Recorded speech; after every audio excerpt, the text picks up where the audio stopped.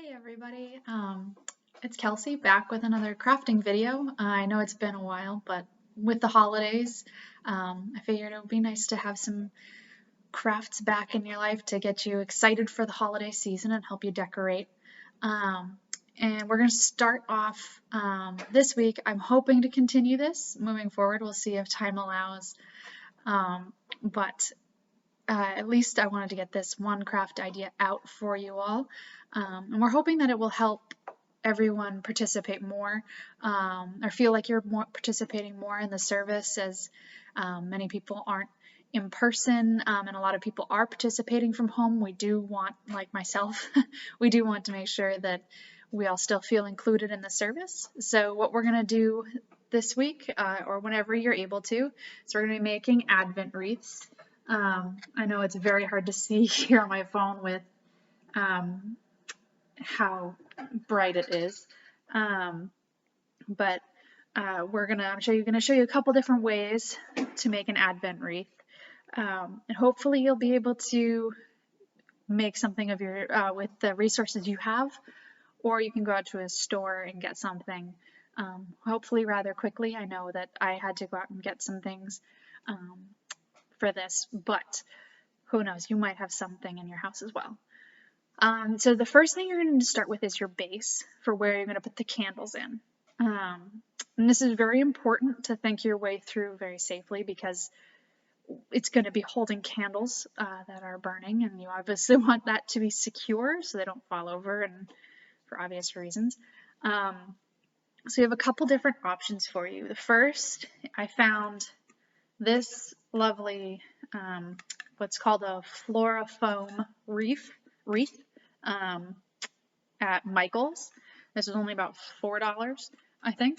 So luckily it's relatively inexpensive. One thing I will say with this is that it is a lot harder than it looks. Like, I can squeeze all I want to and it's not making a dent. So if you do choose something like this, you are going to have to drill or cut holes in it for your candles, and you do want to make sure you don't cut it so deep as to break the wreath. So you don't want to drill all the way, a 1-inch hole all the way through, because then you'll break the wreath open, as this is only about an inch and a half wide. But if you have thin candles, this will be perfect for you. You will need to get a knife, or you don't need a drill, but if you have one, it might be easier than carving it out with a knife. So this is one option. Another option that comes along with it goes along nicely with the Flora Foam. I know this is a very old version here, but for those of you who may use this for making flower arrangements, another type of flower foam. This one's a lot more squishy. You can see it's well loved by our family. And these you can get at a lot of different stores. If you felt like, or a lot of people actually already have this at home as well, so you can go ahead and use this. Again, I would recommend taking a knife to this. It will be easier than the wreath from Michael's, but you are going to want to make sure you have a defined hole for the candle. If you wind up just like shoving the candle in, it will spread and it might potentially break this type of foam. So that's another thing to just be wary of.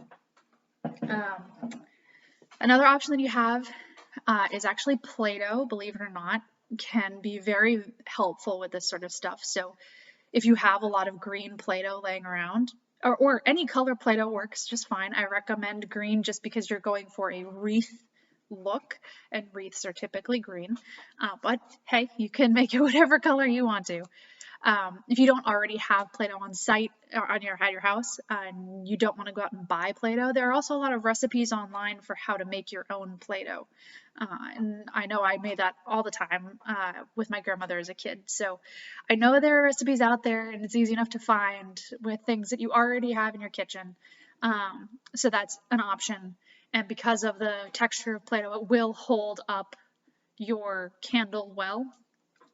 You do want to make sure that whatever the candle is being held in can withstand the heat of burning wax. because the wax will drip down the candle. So you don't want it to drip onto something that will melt away at the first contact with the hot wax, which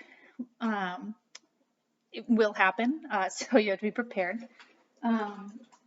One thing, if you are particularly crafty, I could not get this to work. So, but I also didn't spend much time doing this as a child. I know my mom did sometimes.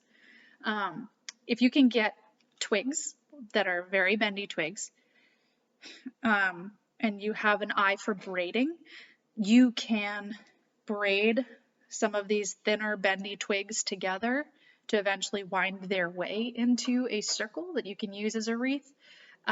If you do choose this method, I highly recommend putting your candles in something else. I do not trust twigs like this to hold up a candle. So you might want to put them in a mason jar, or something else. And I would also use, if you are using a different surface, I would recommend heating up some wax first and dripping it to wherever you plan on placing the candle, and then while the wax is still hot, affixing the candle into that hot wax. And as that wax dries, it will create a bond between the surface and the candle, so it's going to stand upright. So that is one option that you have as well, to make sure that if you have a particularly one of these tapered candles that, yeah, sure, it could stand up, but it's a little weeble wobbly, and a strong wind will knock it down. Maybe not even that strong. So you do want to make sure that it has a strong bond to whatever it's being held in. So although these sticks would make a great wreath, and you could definitely use it as an outer wreath or an inner wreath, to separate your 4 outer candles from your inner candle, I would not recommend trying to squeeze your candles into a braided wreath of sticks.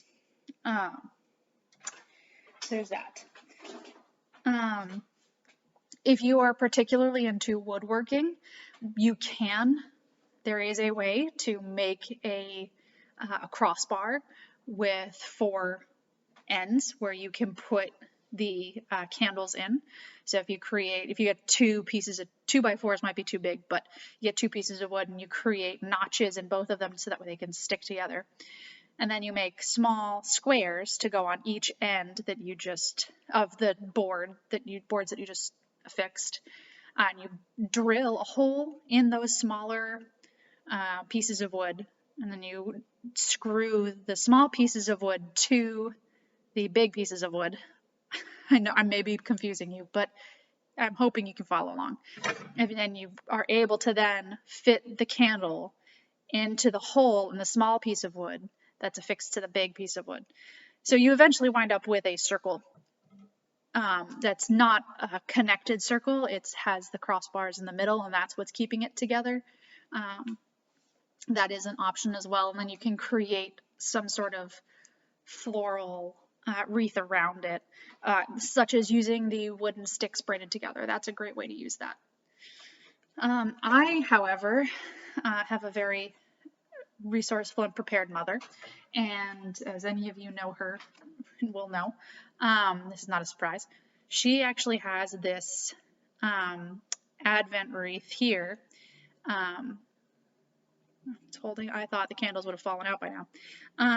It's a wire frame here that has candle stick holders here that are perfect. It's quite literally an Advent wreath wire. That was its intent. So that's what I'm going to be using, just because it's a lower fire hazard, very low fire hazard. The candles are going to stay in place because these metal candle holders are very firm. And because of the way this is created, I don't know if you can see, there are bars in between the candles holding the inner rim to the outer rim.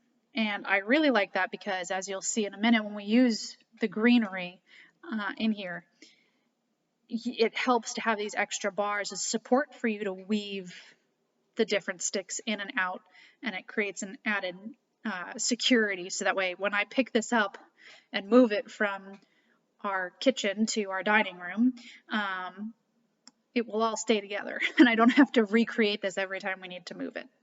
So that's why I'm going ahead with one of these wire pieces. I haven't looked, but you can probably get these at like a Christmas tree shop, or maybe even a Christian bookstore might have some of these. This is ideally what I recommend, but I understand that not everybody has this on hand. So that might be something you have to go out and buy if this is what you want to do. But I'm hoping one of the other options will work for you as well, assuming you have those laying around. Another thing that you're obviously going to need are your candles. So you have the 4 candles, which are hope, love, joy, and peace. And then, so those are your 4 big candles, and make sure that the joy is a nice pink one. The rest are violet or purple. This actually came as a set at Michael's, again, $4, all 4 for $4. At Michael's, it came in a convenient little package. They're called the Advent candles, so that was very convenient. And then you're also going to make sure that you have a white candle to go in the middle, and that's your Christ candle. I personally went with one of these giant ones because it matched the height of the tapered candles that I had. But you could also go with something smaller like this if you have smaller candles that can go there. One other thing to consider is if fire is a big concern of yours, they do sell and make a lot of electric candles. So you could go and get the ones that are battery operated, and that way you can have it going all week long if you wanted to. And you can just paint. They usually come and they're white on the base, and then they have the fake flame that's the light. And you could paint that base from white to purple or pink, or leave it white for the center. So those are your bases and your candles, and those are the ones that are least creative. But then when it comes to actually decorating your wreath, that's where you get to have the most fun. I personally walked around my property and grabbed a bunch of greenery. I recommend bringing a pair of shears with you if you go for a walk in the woods or something like that, just because if you use a pair of scissors, the scissors will not make it out in the shape that they went in. So I recommend something a little sturdier to go with you on your walk if you decide to do that. You do have the option, if you're already going out to Michael's, they make fake garlands and greenery and flowers and whatnot. So this I actually got from Michael's. I'm not going to actually wind up using it in my wreath just because I was able to find enough greenery around my property. But this is an option if that's something you want to do. It also won't go bad, so you can use it from year to year. So that's really great. And they have wire in them, so it's easier to bend and manipulate them. For my particular wreath, what I have is a combination of pine tree droppings. It's actually, thankfully, we lost a small limb after our last windstorm here, and so I was able to just grab these off of that. Didn't have to do any pruning there. And then we also have arborvitae trees along our property line. So these kind of look they look similar to your balsam tree or your usual Christmas tree appendages. So you can go ahead and use these. I personally use these. I used the pine needles as my base because they are big, they're easy to manipulate and bend and cover places. And they also have a wide spread, so you can cover more space with these. So I use that as a base. I use these as decoration, kind of to fluff it up, give it a little more bulk. And lastly, you're also going to want little decorations to throw in there, more than just green. I was already at Trader Joe's picking up some groceries, and while I was there, they had these cute little red berries for sale for $3. So I just grabbed I grabbed one of those, and I will use it to add little decorations in just as a pop of color. And what's great is that they're red, so you got the red and the green. There's nothing saying you have to choose red berries. There are lots of other berries that you'll find out on a nature walk if you want to do that. Things like juniper berries and whatnot. It just adds extra dimension and extra texture, which will make your wreath seem bigger than it is. Another option you have, these are fake, so I apologize, but you can grab some pine cones from wherever they're, I mean, you're gonna have to fight some squirrels, I think, but if you can find them, pine cones will also make great accents. I have, again, these are fake ones that are on a stick that I'm going to be using, because again, with all of my wire, having these sticks helps secure it in place. See, pine cones are good little accents. If you feel like finding some acorns, again, you might have to fight some squirrels for them, but that could work. If you're particularly good at bow making, I can't get the bows to work the way I want them to. So I personally did not make any bows.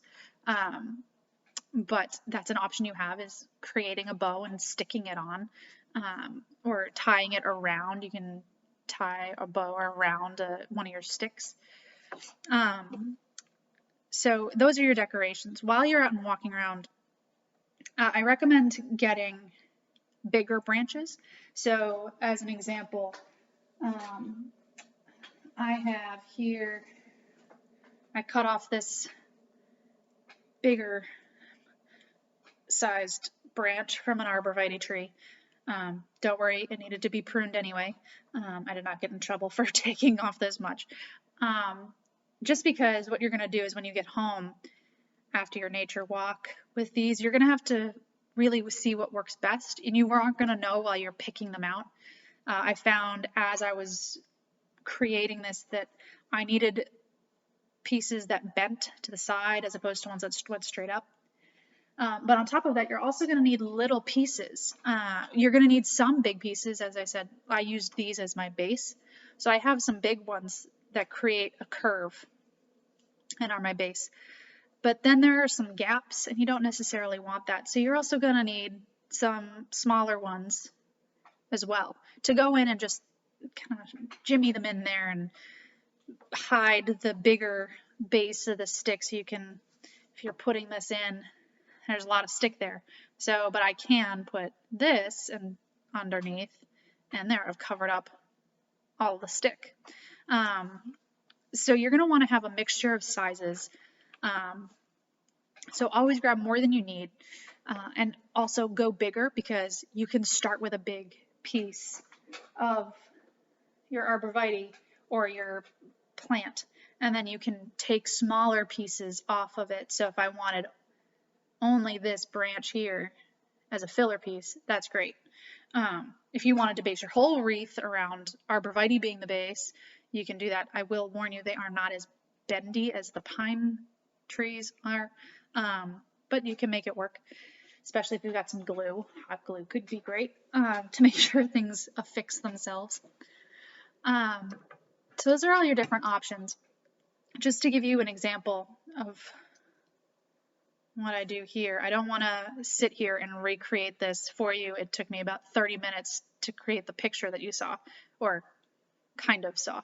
But as you're going through, remember, you don't want to put, you want to focus on where the greenery is going to be, not where the stick's going to be.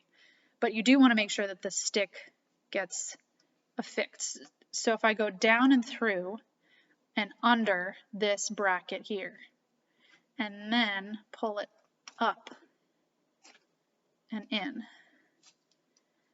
and you just kind of weave it just like a basket, and then you pull out anything that got stuck below. So here, now the end of the stick's over here. I'm gonna have to twist that up again over out there. And here we have, and what can help, the reason again why I love these pine ones as the base is because they're so maneuverable. If I could have all of the pine needles sticking out here, but I want some of it to come in. So if I just take a section and put them on the inside and some on the outside, see how that kind of comes around and creates a little bit of a better wreath. And again, you're going to have to maneuver, but see there's a gap here. So what I'm going to do is I'm going to grab a little baby one and just slide it up and under. And there you go. Now you have the base to one quadrant done. So then we can go ahead and we can take one of our decorative arborvitae pieces and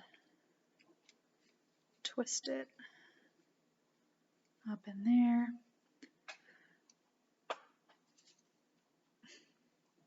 So it's falling over only because I haven't done the rest. If I were to have the whole base done and then put the decorative pieces in, it would actually stay, and I could even flip this thing upside down and everything would stay in place. So if I were to have more pieces here, that would be good. But see how adding the arborvitae adds just an extra layer of texture to what would be just some string. So there's that. And then we just pop a couple of berries in just to give it a little color, and again, just more dimension and make it seem more naturey as well. I don't know if that's a word, but we're making it one. So remember that you have a lot of different options, but keep structure at the forefront of your mind. You want something that is sturdy. Your candles will not fall over. And you can also try things out. And if give the Play-Doh a try. If you don't have a wire and you don't have floral foam, you can try the Play-Doh. See what happens. If it doesn't work out so great, well then let's try something else. That's one of the joys of crafting. I know for some people it's frustrating, but kind of keep your mind open to different things, trying everything that you can imagine, and basically just keep what you want to keep as your main. You want a circle frame, so as long as you keep that as your core of you need something that creates a circle, that's a strong structure. I'm sure you'll come up with a million more ideas. There's also a lot of, if you Google Advent wreath or modern Advent wreath, there are a lot of different people who have taken this idea and run with it. As an example, some person collected a bunch of rocks and placed the rocks in a circle and then drew or painted on the rocks some pretty flowers and what looked like a wreath of ferns, kind of. Now, granted, you can't really move that wreath around much because it's just a bunch of rocks put together, but it is an option. And also if you have a Tupperware or something, like as we can see, if you have something that looks like this, you can create the rocks and then this is something you can move around. Again, if you do choose to do something like that, I'd highly recommend putting the candles in another structure like a mason jar or a vase or something to keep it sturdy and steady, or using the hot wax to affix it that way. So that's just another option that you have for you. But you can go as absolutely crazy and modern with this as you want to. You can stay simplistic and just put mason jars in a circle and not have any greenery. That's completely up to you, whatever your space and your resources and your time allow for. Just make sure you have your candles, and hopefully that means that we can all participate and feel more in community with one another by being able to have this as an opportunity to worship from home in a meaningful way that's somewhat normal, as I know a lot of people are searching for that normalcy. If you have any questions or would like any additional ideas, feel free to reach out to me. I'm more than happy to get creative with you and try to think through the resources that you do have to make something like this happen for you at home. I'm hoping to be back again sometime soon with another video. I'm going to brainstorm some fun things over the next week or so. And I hope you all have a very happy holiday season, and I look forward to seeing you all hopefully very soon. Bye.